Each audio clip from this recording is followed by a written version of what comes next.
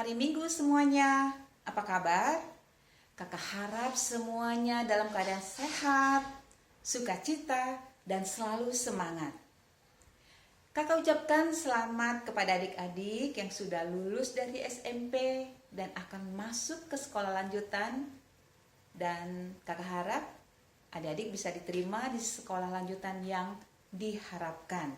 Dan bagi adik-adik yang naik kelas, kakak ucapkan selamat. Tentunya kalian juara. Juara bagi diri kalian karena kalian belajar 1 tahun full belajar di rumah. Dan itu sungguh luar biasa. Kakak yakin kalian semua hebat. Nah, supaya kita semakin semangat, kita menyanyi bersama-sama lagu Mars PT GPIB.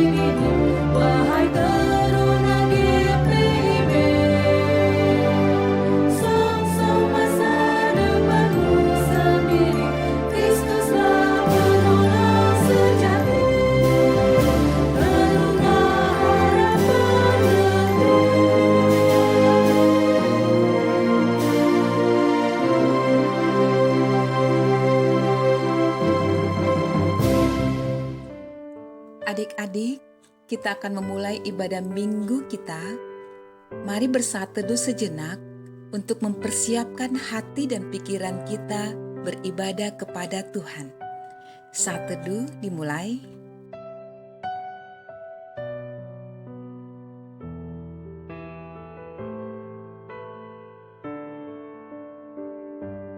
Saat teduh selesai. Nah, adik-adik, kita akan memulai ibadah IHMPT pada hari ini. Sudah siapkan hati dan pikiran kita. Kita akan bernyanyi lagu pembukaan dengan 2 lagu sekaligus secara medley. Dari KMM 38 dan KMM 26, nyanyikanlah nyanyian baru bagi Allah dan dalam nama Yesus.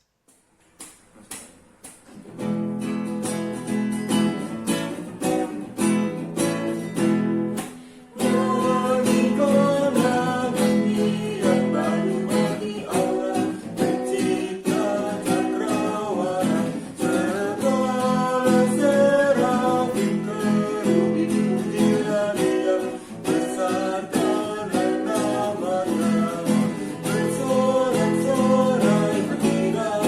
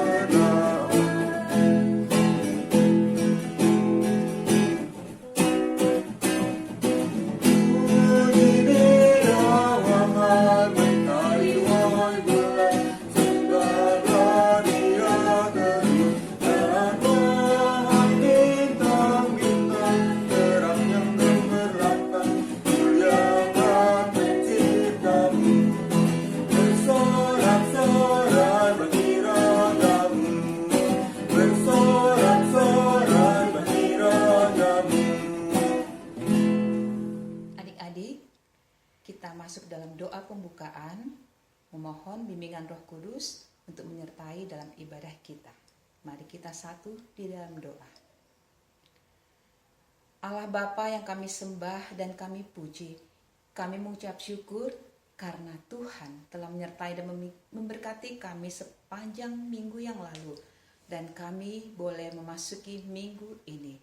Kiranya Tuhan di awal minggu ini kami mau beribadah kepada Tuhan.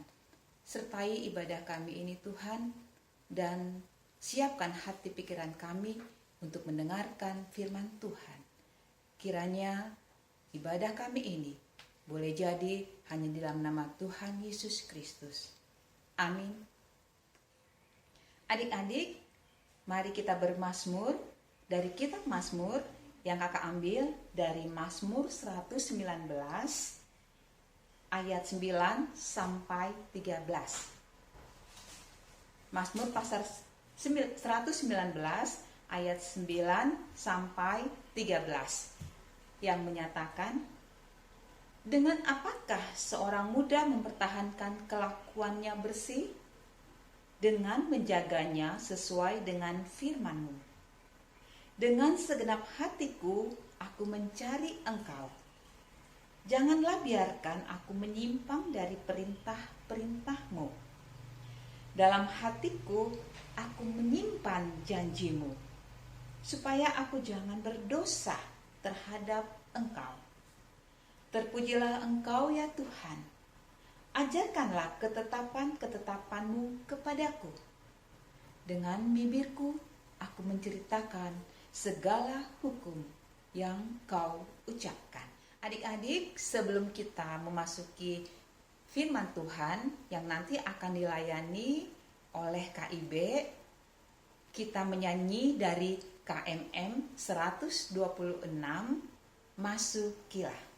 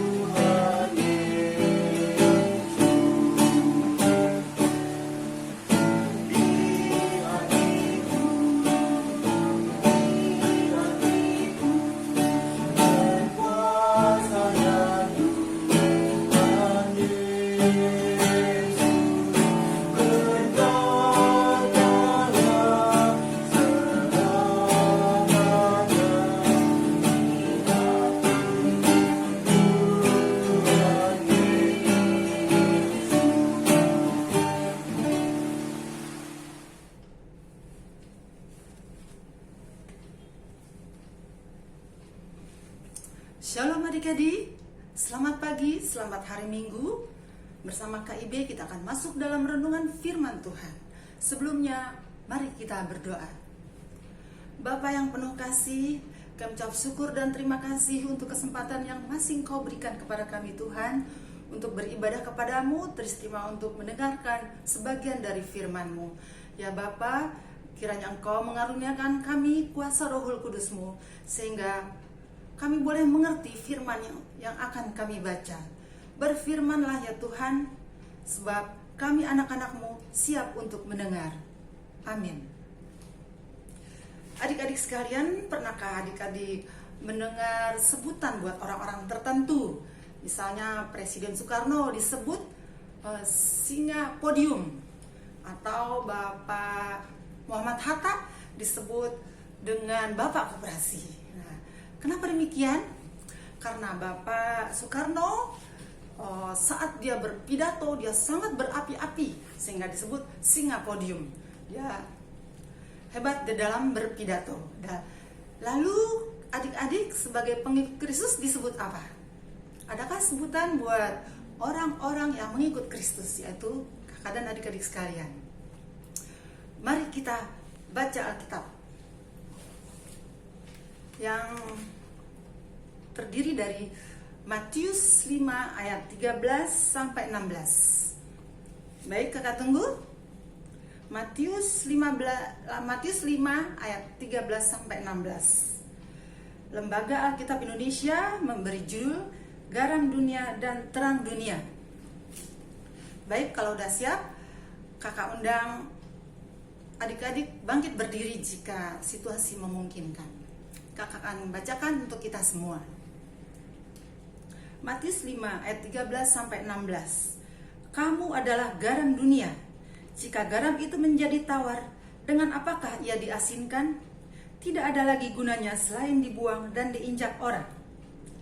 Kamu adalah terang dunia.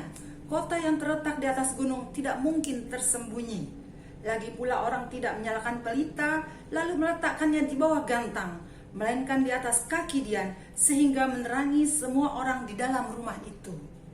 Demikianlah hendaknya terangmu bercahaya di depan orang, supaya mereka melihat perbuatanmu yang baik dan memuliakan Bapamu yang di surga. Demikian pembacaan firman Tuhan hari ini. Berbahagialah kita yang mendengar dan melakukannya dalam kehidupan kita sehari-hari. Haleluya.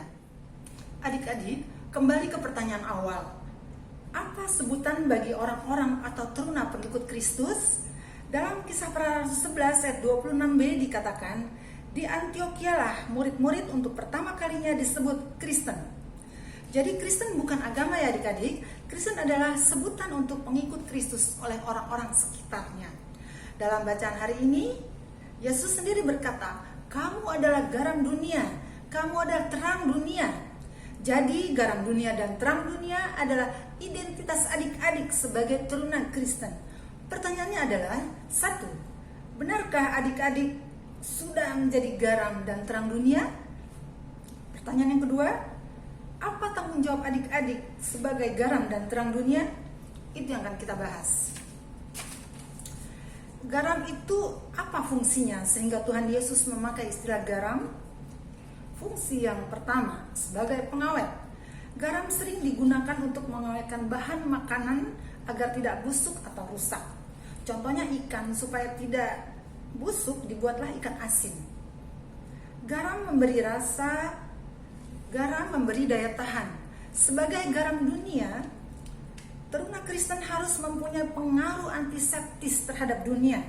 Ketika ada kejahatan terhadap dunia, ketika ada kerusakan, teruna Kristen hadir di sana membawa kebaikan dan keutuhan hidup. Ia bukanlah pribadi yang merusak, melainkan pribadi yang memulihkan. Paling tidak menjaga lingkungan sekitar agar tidak hancur. Garam mempengaruhi sekitarnya, bukan dipengaruhi. Yang kedua, fungsi garam yaitu memberi rasa. Makan bakso tanpa garam gak enak. Makan mie ayam tanpa garam gak enak. Garam memberi rasa sedap, rasa enak dan menyenangkan. Kekristenan sama dengan garam. Sebagai teruna Kristen, apakah kehadiranmu dalam pergaulan, dalam persekutuan, dalam di tengah keluarga memberi rasa nyaman, memberi rasa enak, memberi rasa tenang? Atau sebaliknya, kehadiran kalian sering disambut, hah, dia datang, stop bicara, diam. Atau, hah, dia datang, boring ah. Atau, ya dia lagi, kalau ngomong mau bener sendiri. Kehadirannya menyebalkan. Nah, kalau di rumah, mama bilang, kalau Kevin di rumah berantakan mulu.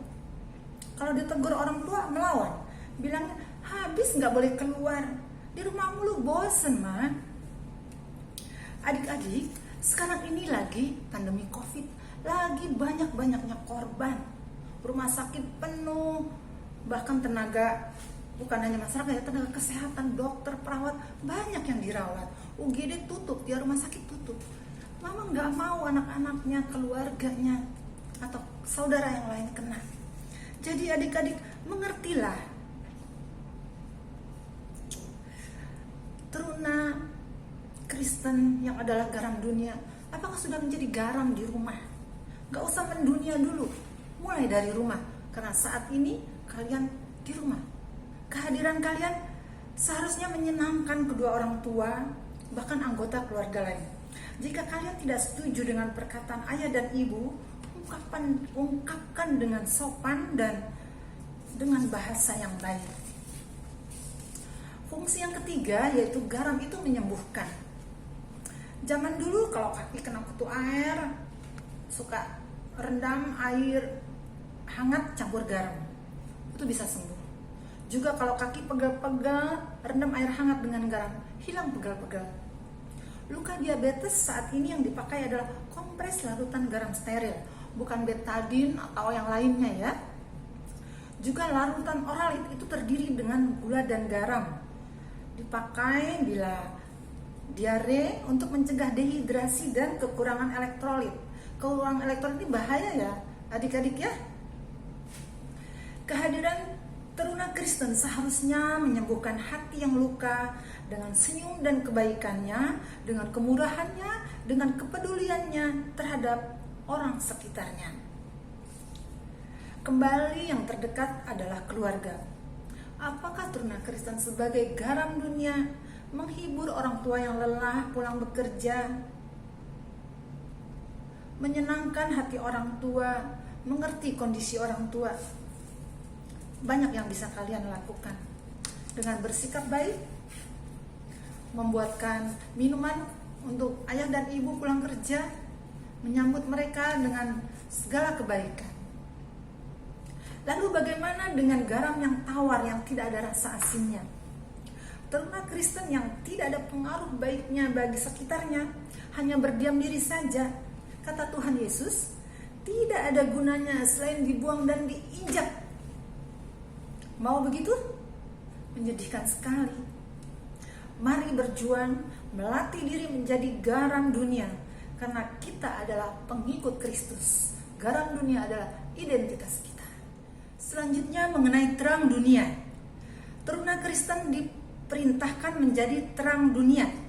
Kalau Tuhan Yesus memerintahkan agar pengikutnya menjadi terang dunia, maka ia sebenarnya memerintahkan agar teruna menjadi sama dengan dirinya, agar teruna memantulkan sinar dari Yesus sendiri. Yang pertama, terang adalah untuk dilihat. Bayangkan lampu mati tengah malam, gelap gulita.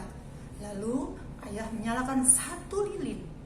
Lalu terang yang kecil ini mengalahkan kegelapan. Terlihat ayah, terlihat ibu. Lalu ibu menyalakan satu lilin lagi, tambah terang. Kelihatan benda-benda sekitar. Menjadi pengikut Kristus haruslah dapat dilihat secara nyata, tidak sembunyi-sembunyi.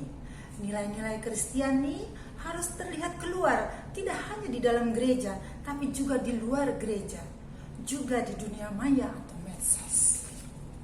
Yang kedua, terang adalah pembimbing. Mercusuar kasih Bapa, memancarkan sinarnya. Kalau terang sebagai pembimbing, kakak selalu ingat dengan mercusuar ya, yaitu dia memberikan cahaya yang cuma kelap-kelip, tapi memberi tanda, membimbing agar kapal-kapal tidak tersesat. Juga kita lihat lampu-lampu di jalan, membimbing pengendara saat malam agar tidak jatuh dan menabrak. Lampu-lampu yang di bandara membimbing pesawat yang akan landing agar landing dengan selamat. Demikian pula pengikut Kristus harus dapat menjadi jalan dan terang bagi orang-orang lain. Harus menjadi contoh atau teladan yang benar, membimbing, memberi petunjuk yang benar sehingga orang lain mengikuti. Yang ketiga, terang itu memberi peringatan. Sebuah terang sering menjadi peringatan yang memberitahukan agar kita berhenti karena di depan ada bahaya. Pengikut Kristus mempunyai tugas untuk memberikan peringatan kepada sesamanya. Ini tentu tidak mudah, sebab tidak semua orang bersedia ditegur meskipun untuk sebuah kebaikan. Terkadang pengikut Kristus akan berhadapan dengan masalah baru ketika justru mengingatkan orang lain pada jalan yang benar. Namun demikian, inilah sejatinya seorang pengikut Kristus. Sebagai terang dunia, teruna Kristen harus menunjukkan sikap satu, tanpa takut dan malu. Adik teruna bersyukur memperlihatkan jati diri kekristenan yang menyinari lingkungan yang penuh kegelapan dan dosa. Yang kedua, menjadi contoh dan teladan yang membimbing kawan-kawan seturut teladan Kristus dalam perkataan, dalam perbuatan, rajin beri HMPT, siap terlibat dalam pelayanan gereja dan kegiatan sekolah. Memperingatkan sesama untuk kembali kepada kebaikan seturut jalan Kristus, menegur teman dengan lembut, mereka yang malas, mereka yang berlaku kasar dan tidak jujur, menjadi contoh dalam masa pandemi ini dalam mempraktekkan 6M. Kembali lagi ya, menjaga jarak, memakai masker, mencuci tangan, menghindari kerumunan. Apalagi adik-adik, ada juga itu sekarang tambahannya itu tidak boleh makan bersama, sebab penularan banyak saat makan kita membuka masker dan di situ banyak penularan. Jadi nggak ada kongkow lagi ya adik-adik ya. Menjadi teladan teruna, jangan justru menjadi contoh untuk ketidakbaikan, sehingga kita boleh selamat. Kalau memang kita sampai sakit, itu Tuhan izinkan itu terjadi. Adik-adik jangan takut, adik-adik yang sudah jatuh sakit pun saat ini tetap semangat, semua dalam anugerah Tuhan. Yang sehat, yang di rumah harus menjadi contoh kita semua teruna Kristen ya, untuk mengikuti program pemerintah demi keselamatan. Demikian adik-adik renungan hari ini. Selamat menjadi garam dunia dan terang dunia. Amin. Adik-adik yang dikasih Tuhan Yesus Kristus, sungguh luar biasa firman Tuhan tadi kan, yang mengajarkan dan mengingatkan kita semua sebagai murid Yesus, sebagai orang Kristen, untuk menjadi garam dan terang dunia. Jika garam itu menjadi tawar, tidak ada gunanya selain dibuang dan diinjak-injak orang. Satu lilin yang kecil bisa menerangi satu ruangan yang besar. Karena itu, kakak juga berharap kita semua bisa menjadi garam dan terang dunia. Sebagai respon firman Tuhan, kita menyanyi dari KMM 154, kamu adalah garam dunia.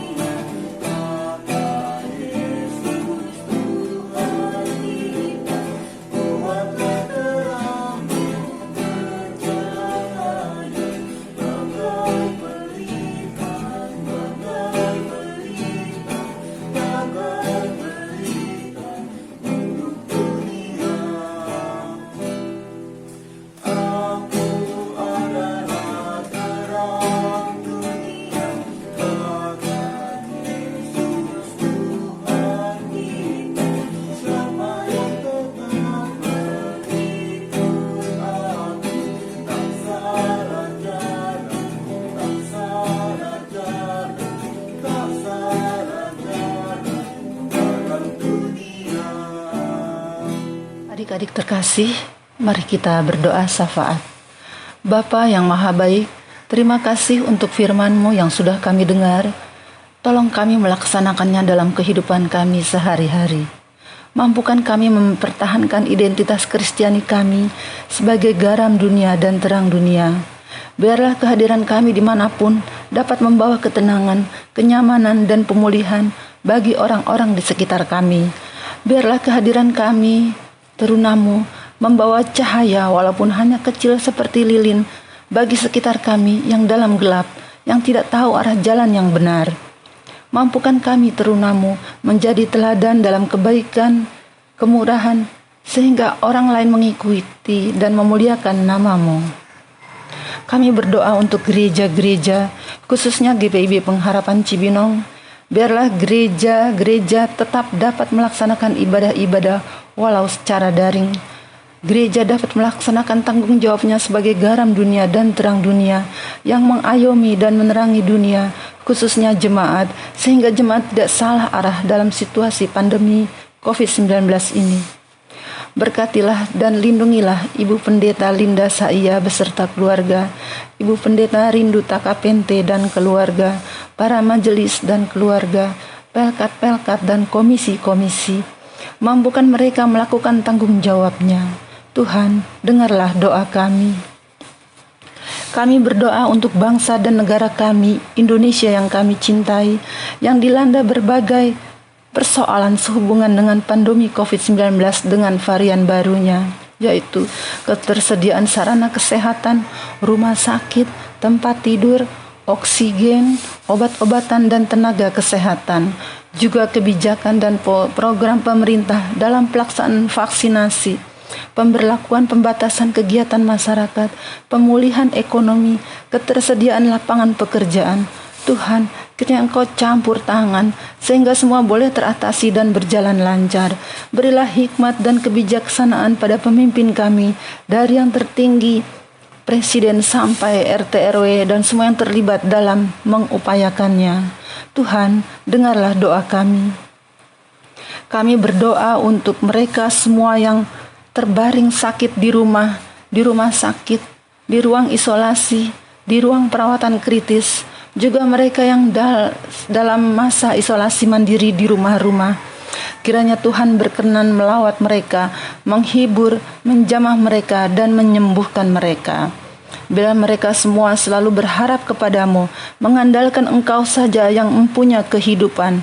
Semua yang mereka alami, seizin Engkau, hidup mati kami adalah milik-Mu. Ajar kami untuk tidak takut menghadapi pandemi yang sedang menyebar ke lingkungan terdekat kami, orang-orang yang kami cintai, keluarga, sahabat, teman, dan tetangga kami. Ampuni kami bila kami lalai dalam melindungi diri kami dan keluarga kami dengan tidak mematuhi prokes yang selalu dianjurkan pemerintah yang Engkau percayakan untuk memimpin kami. Untuk orang-orang terdekat kami, Kak Neke dan keluarganya, keluarga kakaknya Kak Ciko, yaitu Ibu Maya dan adik anak-anaknya, Mama dan adik-adik Kak Sandi, Kak Ica dalam masa pemulihan, adik-adik teruna dan keluarganya yang sedang sakit. Kiranya Tuhan yang Maha Kuasa, yang berkuasa atas segala penyakit, berkenan menjamah dan menyembuhkannya. Kami percaya tiada yang mustahil bagi Tuhan. Tuhan, dengarlah doa kami. Kami berdoa untuk adik-adik teruna yang sedang libur sekolah dan harus di rumah saja. Biarlah adik-adik dapat mengisi waktu dengan baik, menggunakan medsos dengan bijak, memancarkan terang Kristus dari rumah. Keberadaan adik-adik di rumah kiranya menjadi ketenangan bagi orang tua. Kiranya Tuhan memberkati para orang tua. Inilah doa syafaat kami Tuhan, yang kami naikkan dalam nama Tuhan Yesus yang sudah mengajarkan kami berdoa. Bapa kami yang di sorga, dikuduskanlah namamu, datanglah kerajaan-Mu, jadilah kehendak-Mu di bumi seperti di surga.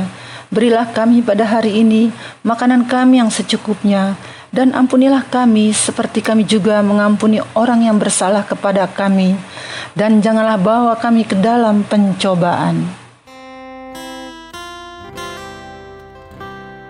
Karena Engkaulah yang empunya kerajaan dan kuasa dan kemuliaan sampai selama-lamanya.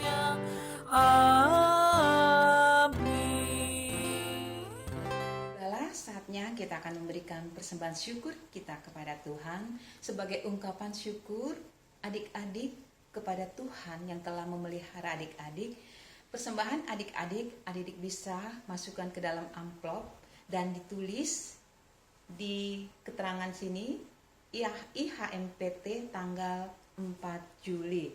Atau kalau adik-adik transfer, adik-adik bisa memberi keterangan IHMPT tanggal 4 Juli.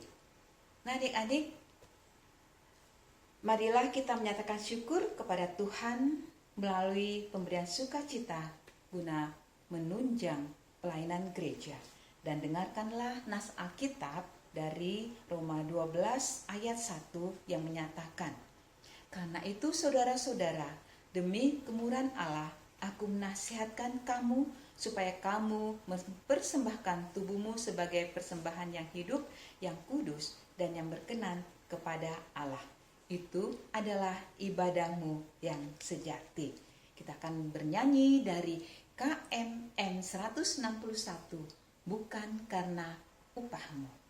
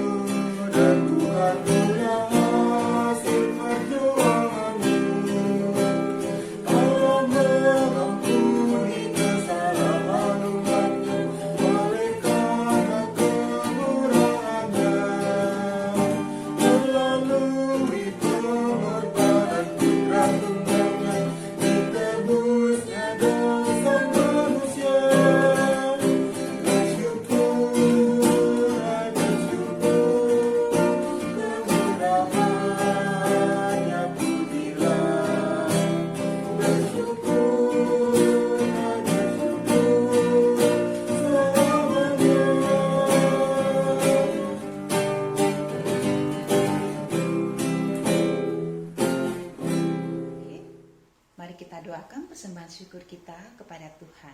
Kita satu di dalam doa. Yesus yang baik, kami mengucap syukur karena Tuhan telah menyertai dan melindungi kami. Tuhan telah menjaga dan mengasihi kami. Dan kiranya Tuhan memberkati dan menerima persembahan syukur kami ini agar berguna bagi pelayanan gerejamu di muka bumi ini. Terima kasih ya Tuhan. Amin. Adik-adik, kita akan mengakhiri ibadah minggu kita. Sebagai lagu penutup, kita menyanyi dari Kidung Jemaat 422, bait pertama dan kedua, Yesus berpesan. Lirik anak masing-masing kita ganti menjadi saya dan teruna. Kidung Jemaat 422, Yesus berpesan.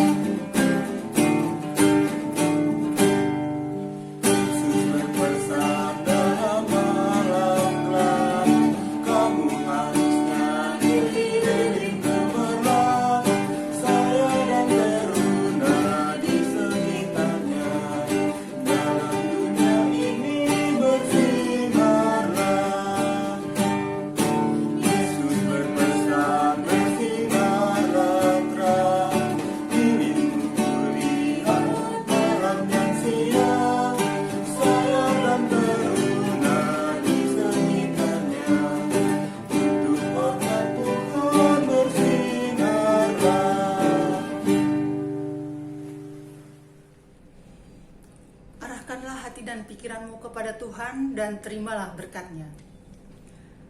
Kasih karunia Tuhan Yesus Kristus, kasih Allah Bapa dan persekutuan Roh Kudus menyertai kamu sekalian. Amin.